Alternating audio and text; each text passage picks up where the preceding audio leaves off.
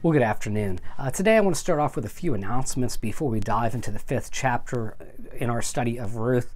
So just a few announcements.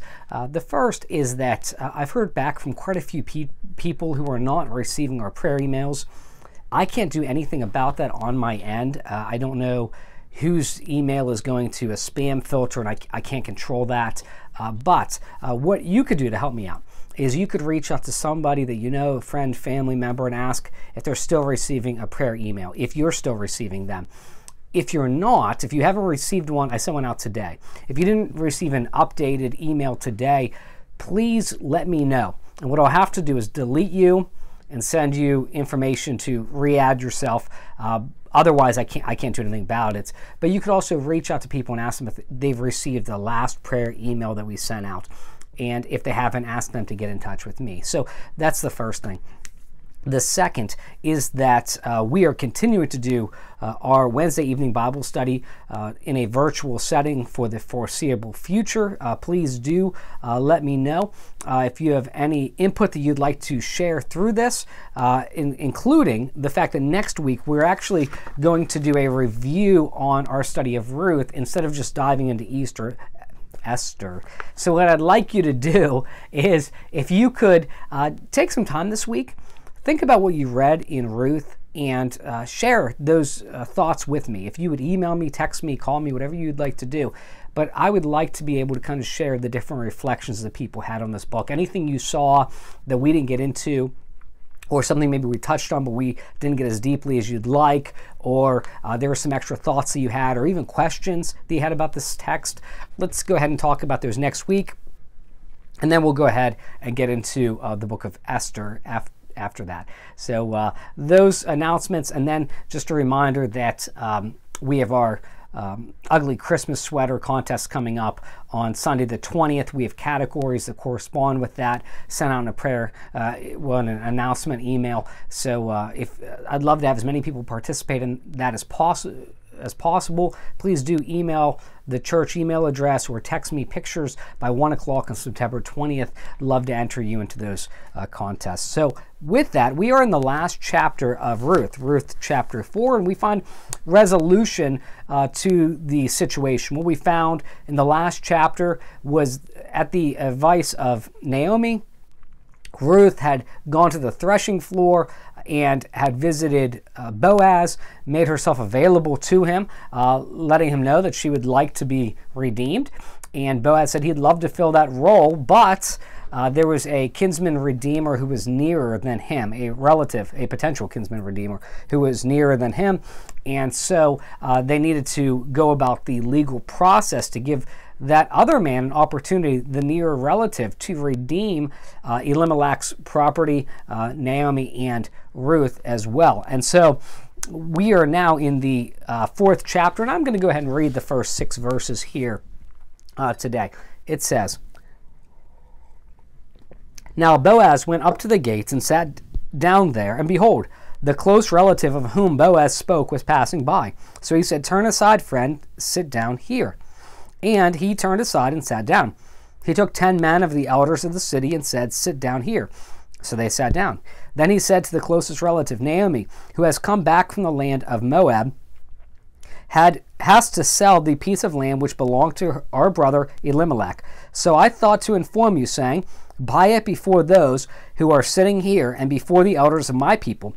If you will redeem it. But if not, tell me that I may know, for there is no one but you to redeem it, and I am after you.'" So if you're not going to redeem it, I will. That's what he's saying. And he said, "I will redeem it." Then Boaz said, "On the day you buy the field from the hand of Naomi, you must also acquire Ruth the Moabitess, the widow of the deceased, in order to raise up the name of the deceased on his inheritance." The closest relative said, "I cannot redeem it for myself, because I would jeopardize my own inheritance.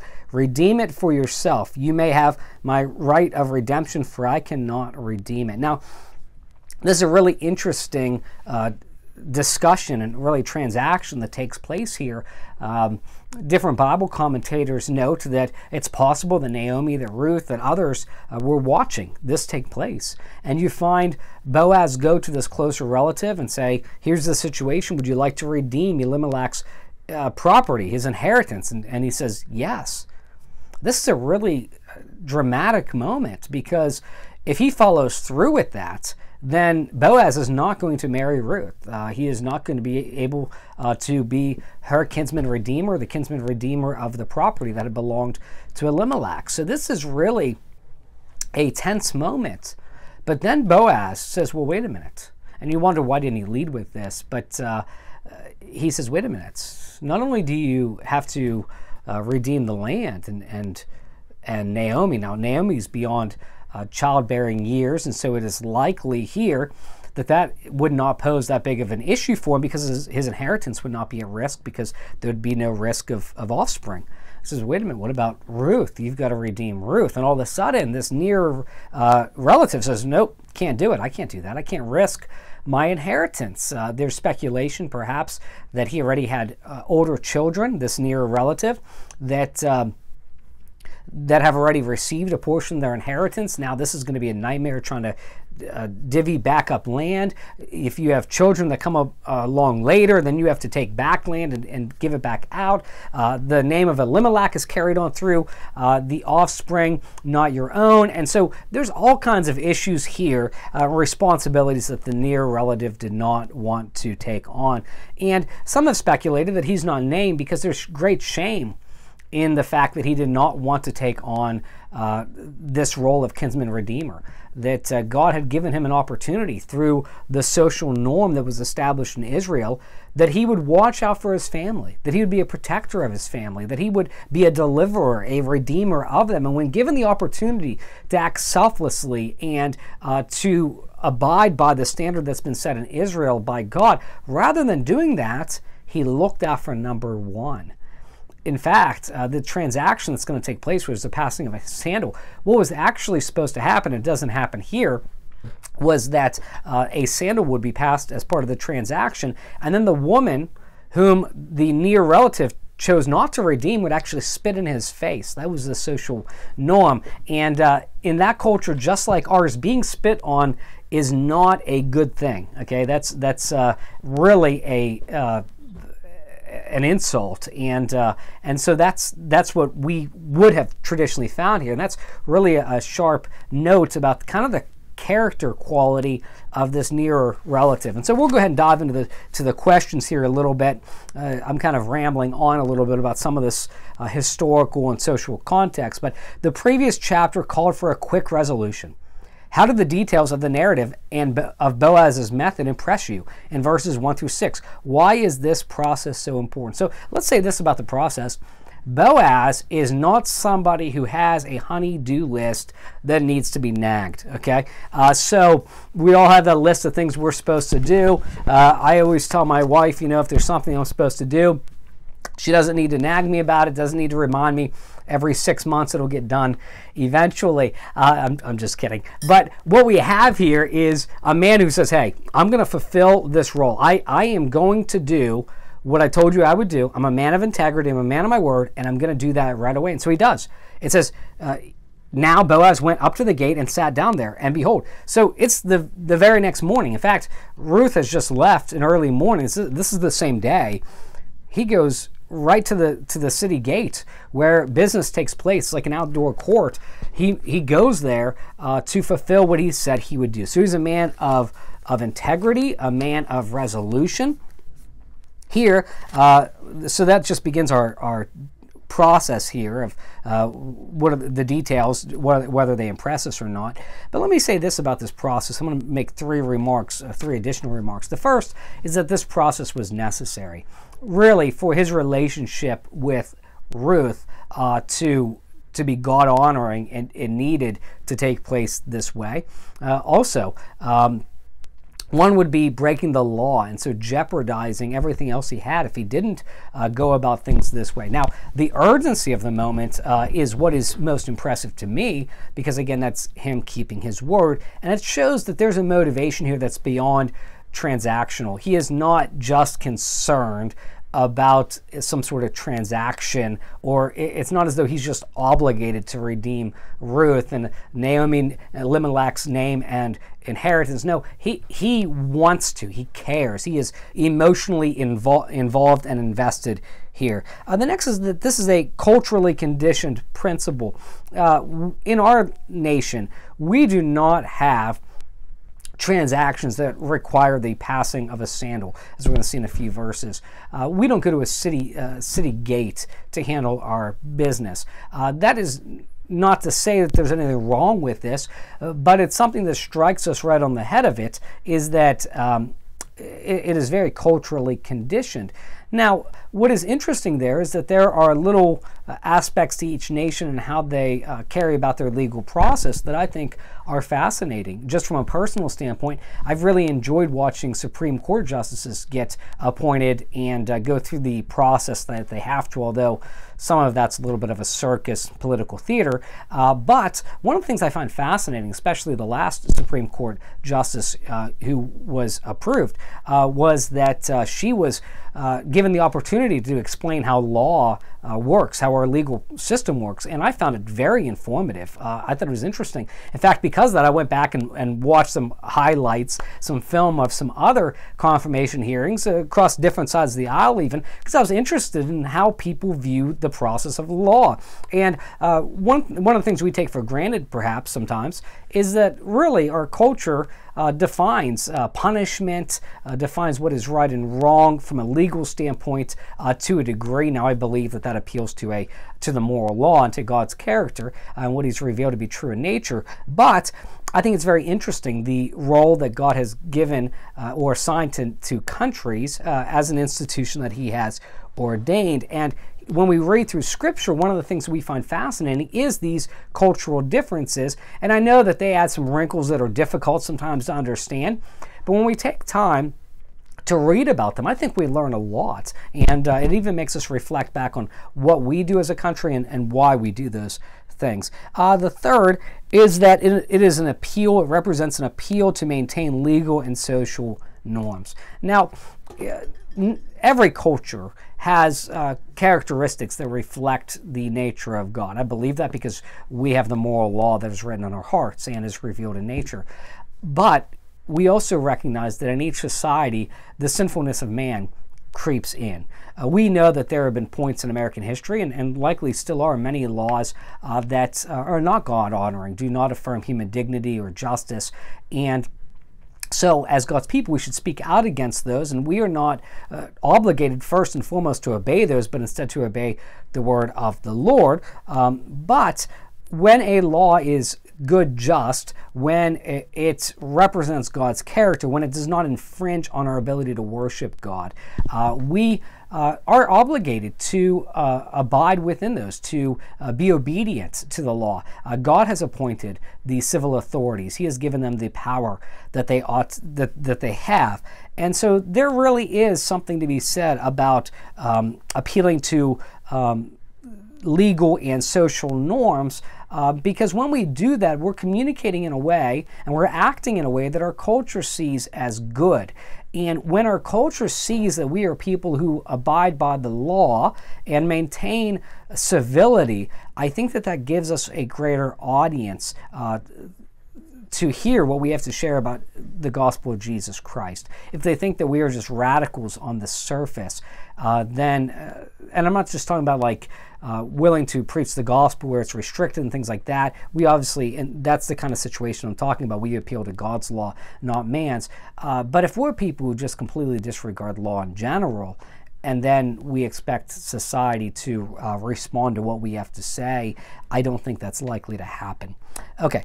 Next, the closer kinsman redeemer with first rights, whose name is not recorded or remembered, and I kind of addressed one of the reasons that might be, quickly changes his yes to no. Why? What does he fear? What is the irony here in light of the rest of the chapter? And I already discussed why he didn't, but how does this appeal to the greater literary context? What's the irony here in the words of this study guide? The irony here is that he doesn't want to give up what is his. He doesn't even want to risk compromising his inheritance, the inheritance that his children will receive, his name being passed on to future generations. He doesn't want to risk losing anything. He wants to have control over all things. And this is so very different from the character of Ruth, who was willing to leave her country, her safety, security, willing to leave behind opportunities. She probably could have married a man in Moab right away and had property and already had children. We don't know how much time has passed since she first left Moab with Naomi. And but it's a considerable amount of time. It's at least months, we know, because of the duration of the harvest. And so we find here that that this man is not willing to do those things that this Moabite woman was willing to do. And as I have said so many times in Scripture, when we approach the Word of God, we're not reading propaganda. If the Old Testament, for instance, was just written to celebrate Israel or to teach sort of a xenophobic message or something, it really failed. That was never God's intent. His intent was to accurately describe how He interacts in a fallen world and how He reveals His greatness, His love, His kindness, through covenants to people, and how people are unable to uphold the other end of that, including His people. This is an Israelite who does not measure up to the standard of this Moabite woman who is raised worshiping false gods. In contrast to that, she turned in faithfulness, in sacrificial love. She was willing to obey God and just to rely on His covenant faithfulness. And I really believe that. But this man is not willing to do that, not even willing to meet the needs of his neighbor, to show his love to Elimelech and his family. Which was, of course, his family by extension. Next, the Redeemer accomplishes the redemption. With the exchange sandal symbolizing the transferred rights to redemption, this is verse 7 through 12. I'm not going to read that today. Boaz legitimately and nobly announces his redemption of Elimelech's inheritance. How do his words show that he understands the purpose of the laws he is fulfilling? Well, he acknowledges the fact that he is redeeming Naomi and Ruth. And, I'm going to read some of this because I think just for conciseness, he says, "So the closest relative said to Boaz, 'Buy for yourself,' and he removed his sandal. Then Boaz said to the elders and all the people, 'You are witnesses today that I have bought from the hand of Naomi all that belonged to Elimelech and all that belonged to Chilion and Mahlon. Moreover, I have acquired Ruth the Moabitess, the widow of Mahlon, to be my wife in order to raise up the name of the deceased on his inheritance, so that the name of the deceased will not be cut off from his brothers or from the court of his birthplace. You are witnesses today.'" That simple phrase, so that his name will not be cut off. God cares about the family unit. He cares about the name being carried on of his people. And here he has so ordered society in Israel that they would maintain such selflessness, those who are godly and respond in faithfulness, as Boaz, not like the unnamed relative. And Boaz is affirming that responsibility. He is noting that that's exactly what he's doing. And it's not about his faithfulness. It's not about him celebrating himself. It's about him fulfilling the role that God has uniquely placed him to fulfill. It's about carrying on the name of the deceased. It is about taking Ruth as his wife. Trace the repeated mentions of the various people gathered in the scene, which is bookend, not by Naomi this time, but by the larger gathering of the elders. In what ways is it important that this is not just a private, but a public resolution? I want to say two things. The first is that marriage is an intimate covenant. It is a covenant between a man and a woman and God. They are making a covenant in the sight of God. They are maintaining that they will abide by what God has revealed to be true about love and about their corresponding roles. Their willingness to, if they should have children, to raise their children in a home that honors the Lord. But that intimate covenant affects society at large. Where the family unit breaks down, society breaks down. In fact, the local church breaks down where there are no strong families or where families begin to break down. For that reason, we find in many of the Pauline epistles appeals for strong family structures, for children to obey their parents, for husbands to love wives, for wives to respect their husbands, and so on and so forth, for husband and wife to submit to one another in the fear of the Lord. It affects society at large. What we communicate about marriage says a lot about what we believe to be a social good, about the sort of country that we want to live in and the sort of country that we want to leave for the generations behind us. And so when we compromise what the Bible teaches to be true about marriage, we are compromising the future of our nation. We are compromising our society. We are speaking ill of that which God has ordained, and we are bringing harm on children in our future generations. So those are just some thoughts there. The next is that a just society, by definition, maintains justice. It encourages that which is good. It either censors or punishes that which is evil. So a just society celebrates what is good. What this society does is that their elders praise Ruth and Boaz. They celebrate with them because this is a good. And it's not just a private good, although it is. This is a great personal moment for Ruth, for Naomi. It brings great blessing to them, to their households, to Boaz. It speaks well of all of their characters. It is an excellent thing. But this is not just a private good. This is a social good as well. Again, it speaks to a willingness of God's covenant people to submit to what God has revealed to be true through the institution of marriage, to the social norms of a husband and wife, to child rearing and all sorts of things. And it is worth celebrating there for Israel, because it is a reminder that even in a fallen time where there's so much sinfulness reigning, that there is hope for the future, because there are people who are willing to contend for that which is good. And they're willing to walk in obedience to God's word, even when it might cost them something.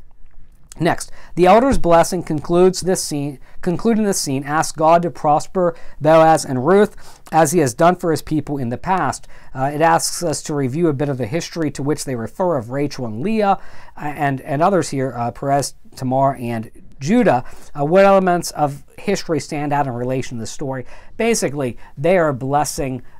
They're saying a blessing of childbearing upon Ruth and Boaz. They are hoping that they will be able to bear children. Next, as you read this blessing given at the city's gate, how do the words and phrases echo even more loudly than the people could know at the time? Well, they speak about establishing a house. We talk about a house. We talk about we're appealing down the road as we look back at David's life and what is revealed in the Davidic covenant. We find a promise that through the generations of the seed of David that the Messiah would come. When a house is established, that means a dynasty of reigning. And so that's what we find there. But then it talks about the name of their child being famous in Bethlehem.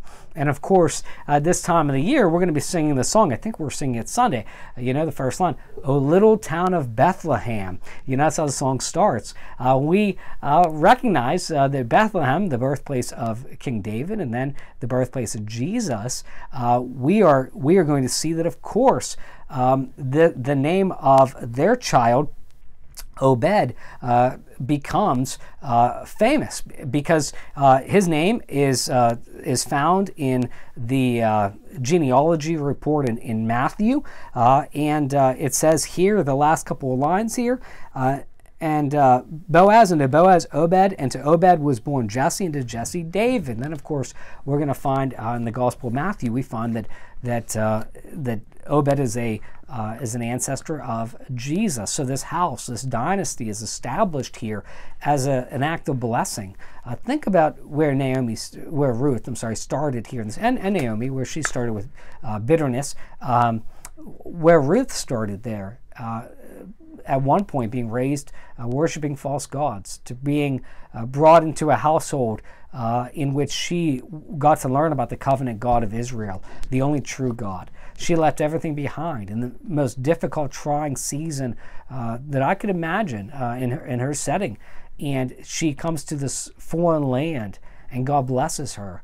And through her, through Boaz, God promises and delivers here. And so it's really a wonderful story. Again, I'd love to hear your thoughts on this book. Any other insight, any questions that you might have, we'll discuss those next week. So if you could get those thoughts to me, maybe by Monday around lunchtime, that'd be great. That gives me time to kind of process them and organize some thoughts. May the Lord bless you.